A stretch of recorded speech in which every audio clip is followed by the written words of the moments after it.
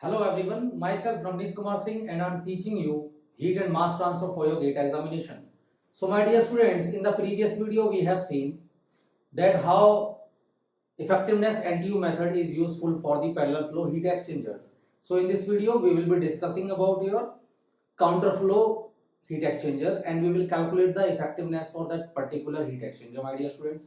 And after then we will be solving number of numericals, okay? And we will be composing maximum numericals in one numerical also, because so that you will save time and you will have revision of maximum concepts, my dear students. So let us see what is your counter flow heat exchanger.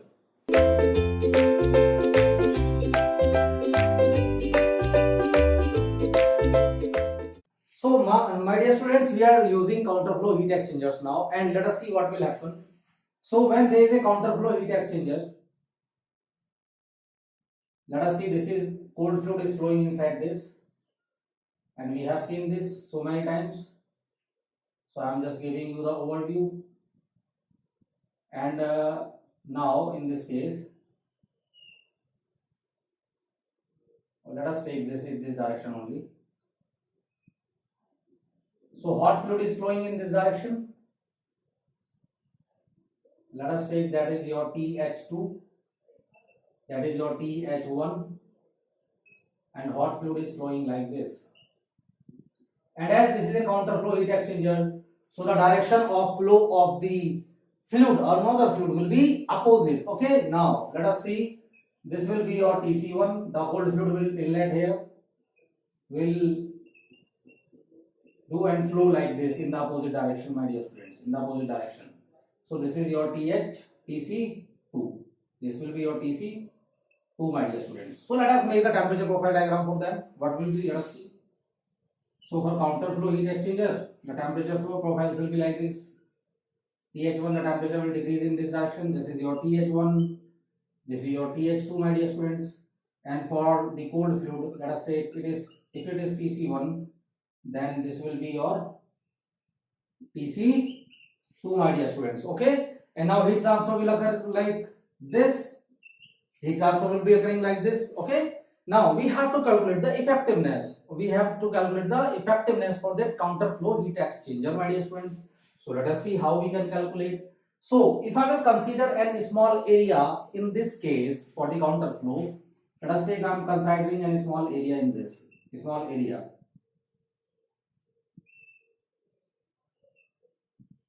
So let us take, this is DTH, this is your DTC, and this is your small area for heat transfer, and I have considered this element, and this will be dq, my dear students, if this is dA. So for a small area, so for a small area dA,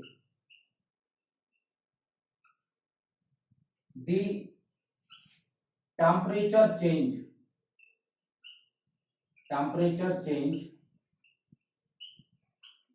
for one fluid will be almost constant. So for a small area dA, my dear students, what will be there? So for that small area change, let us see, if I am considering this element, so for that small area, the temperature change is negligible, and I can assume that there is little bit small temperature change, and I can take this value, this change to be like TH, and I can take this change to be like TC. So I can assume that for a small area the temperature change is almost constant. So let us take the temperature difference, and then it will give us some mean temperature, that is delta Tm. Okay, so what will be your delta Tm? Or we can say the change in temperature, that is Th minus Tc, will be, because for a small change the temperature change will be constant, so this will be what, Th minus Tc, and this will become dTh minus dTc. Very good. Now what will be the heat transfer? So heat transfer we have seen many times. So small heat transfer for this area, will be given by UdA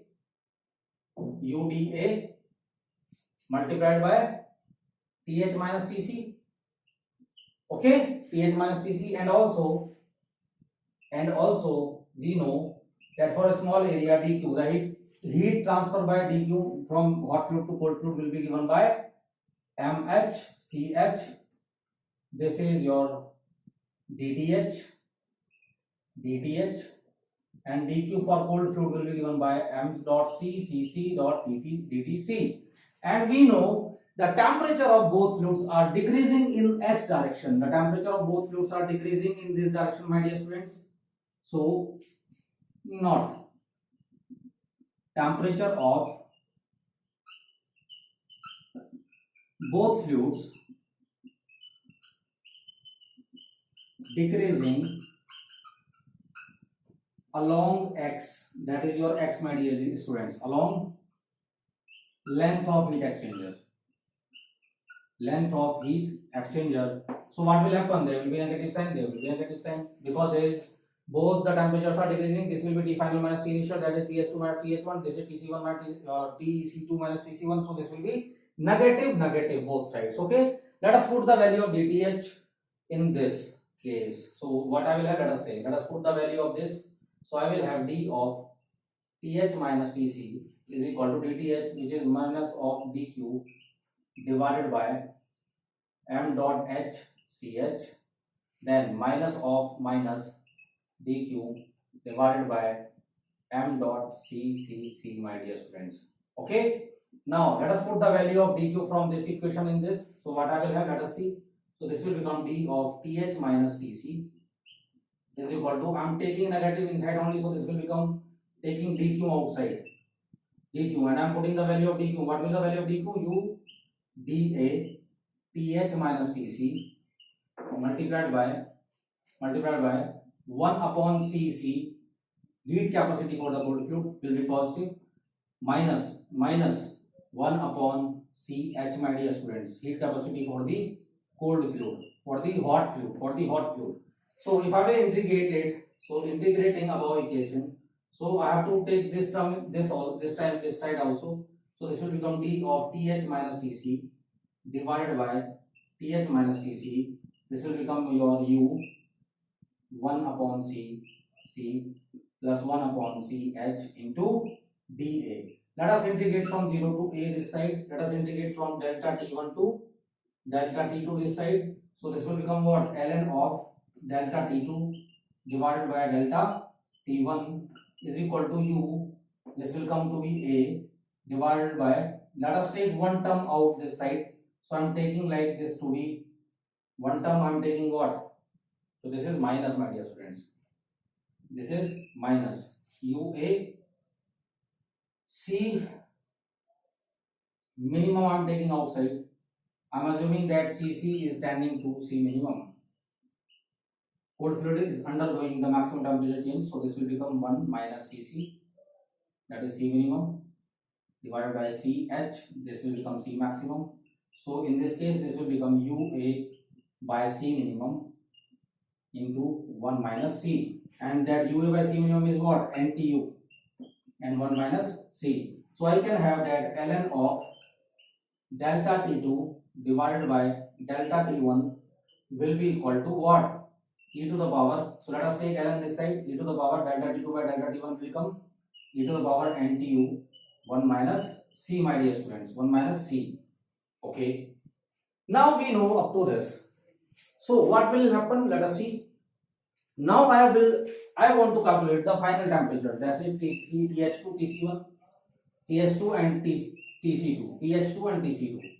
So what will be the final temperature? We know if cold fluid is undergoing maximum temperature change, effectiveness we can have. If hot fluid is undergoing maximum temperature change, then we can have effectiveness. So let us see what will be the effectiveness. Let us see, my dear students. So if I will write this equation to be like this, that is your TH2 minus TC1, because delta T2 is what? TH2 minus TC1. What is delta T1? This is TH1 minus TC2, my dear students. That will be delta T1. That will be delta T2. Okay. Now let us see. So this will become e to the power plus NTU 1 minus C. Okay. Now let us see. We have this. So if I will put the value of TH2, what was the value of TH2? That was your TC1. That was your TH1, my dear students. TH1 minus of E C minimum divided by, for hot fluid this is CH, then this was TH1 minus TC1, and again minus TC1 is already there, minus TC1 is already there, let us divide it with,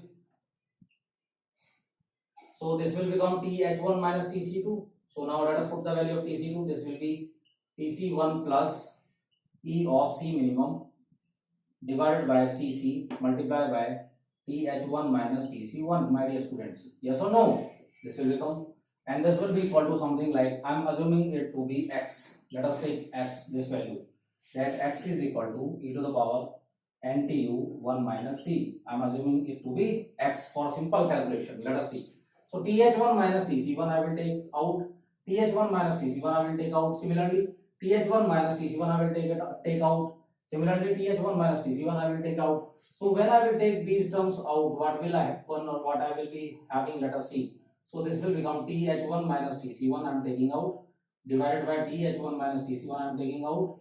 So this will become 1 minus TH1 minus TC1, 1 minus E of C minimum divided by CH divided by CH. This will become minus of this, okay, minus of this, okay. Now let us see, divided by, and one thing will be there, let us see, divided by, this will be out, so this will become 1 minus E of C minimum divided by C, my dear students, C, okay. Now, and these terms will be cancelled out, this will become equal to what? This will become equal to X, this will become equal to X. Let us rearrange the terms, what I will have, let us see, let us rearrange the term, what I will have, let us see. So this will become, if I will multiply this with X, what will be there, let us see. Okay, I have up to this now. So I have to multiply X in this case. So 1 minus E of C minimum, I think it is right.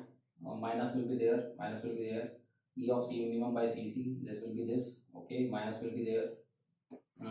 TH1 I have taken, this will be 1 minus E of C minimum by CH, 1 minus E of C minimum by CC. So let us multiply X C minimum by CH is equal to X minus E X C minimum by CC, C minimum by C, my dear students. Let us take the term E one side only. Let us take the term of E one side only. So this is E. I will take this. Let us take this value to be this side. So what it will become? And I am taking. Let us take X this side. So this will become 1 minus X. 1 minus X. Let us take this term this side. So this will become E of C minimum divided by CH minus E of X C minimum divided by C, my dear students. So this term will become E C minimum I am taking out. So E of C minimum I am taking out. Okay. So this will become what? This will become 1 upon CH minus X upon CC. Let us take the CC out in this case. CC out. So E of C minimum divided by C minimum into C minimum divided by CH will become C maximum then, okay, minus of X. So this will be 1 and C minimum by C max will be C. So let us see, this value will become equal to 1 minus X is equal to E of C minus X, my dear students, E of C minus X. So because C minimum by C maximum is what? C only. Hope it is clear till now. Because C minimum by C maximum, I have taken CC common, then I have taken that CC to be minimum. So this will become C minimum by C maximum this side. So this will be what? Something C minus X. So let us calculate the value of effectiveness. So E will be equal to 1 minus X divided by C minus X, my dear students. So if I will divide the whole term by your X, what I will have, let us see. This will become your 1 minus 1 upon X minus X upon X divided by C by X minus 1 upon X upon X. So this will be 1, and this will become something like x to the power minus 1. So this will become x to the power minus 1 divided by this will become c into x to the power minus 1. Okay, now multiply both sides with minus 1. What I will have, let us see. So when I have multiplied with both sides with minus 1, this term will become e is equal to 1 minus x to the power minus 1 divided by 1 minus c into x to the power minus 1. But what is the value of x, my dear students? The value of x is this. So this will become e is equal to e to the power that is 1 minus e to the power minus ntu 1 minus c divided by 1 minus c of e to the power minus ntu 1 minus c, my dear students. So this will be your effectiveness for your counter flow heat exchanger. Counter flow heat exchanger, my dear students. And by calculating effectiveness, if you know the effectiveness, we know the area. If we know area, that implies NTU can be calculated. NTU can be calculated, and if we know NTU, effectiveness can be calculated. And if we know effectiveness, outlet fluid temperatures can be calculated, my dear students. So if we know the outlet temperatures, then this can be easily calculated, my dear students. So let us see some special cases in this. Let us see. So we will be discussing some special cases in this also, and I hope you have enjoyed this, that you have learned this. So this is simple, nothing but 1 minus e to the power minus NTU 1 minus c divided by 1 minus c e to the power minus NTU 1 minus c. So this term will be same. So remember this. Okay, this is simple. Let us see. And we know when phase change is occurring, we know now that c is tending to c infinite. Why? Because delta t is equal to 0, and we know delta t is equal to q by c, which will become equal to q by infinite. This is equal to 0, or we can also calculate the other way. So c is equal to q by delta t. So this will become equal to q by 0. This will become infinite. So when heat transfer is infinite, what will be the value of c there? So c minimum by c maximum will be given by c minimum is 0 divided by that is infinite. So the value of c will become 0, my dear student, not infinite. So what will be an effectiveness for that counter flow? Phase change. This will be given by 1 minus e to the power minus NTU 1 minus 0 divided by 1 minus 0 dot e to the power minus NTU 1 minus 0. So this will become 0. This will become 1. So I will have that E for phase change, that is effectiveness for phase change will be given by NTU 1 minus e to the power NTU. This is much important for your gate. Okay, this is much important for your gate. Let us see the case second. Let us see case seconds when heat capacities of both the fluids are same. So when heat capacity is case second,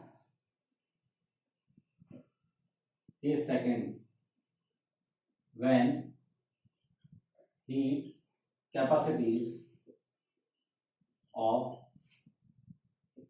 both the fluids will be same, that is regenerator again. So we have that C minimum is equal to C maximum, or we can have that CC is equal to CH. Okay, in this case what will happen, that C will become equal to 1. So let us calculate the effectiveness. Effectiveness will become 1 minus e to the power minus NTU 1 minus 1 divided by 1 minus 1 e to the power minus NTU 1 minus 1. So in this case what we can have, let us see, 1 minus e to the power minus NTU, that will become 0. This will become 1 minus e to the power 0. So 0 upon 0, indeterminate. So in this case what we will be having, we will be using L'Hospital rule.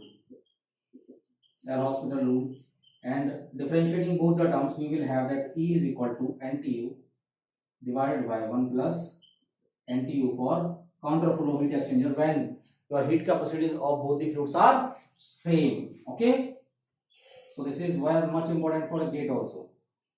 Okay, so hope this is clear, my dear students. Thank you so much.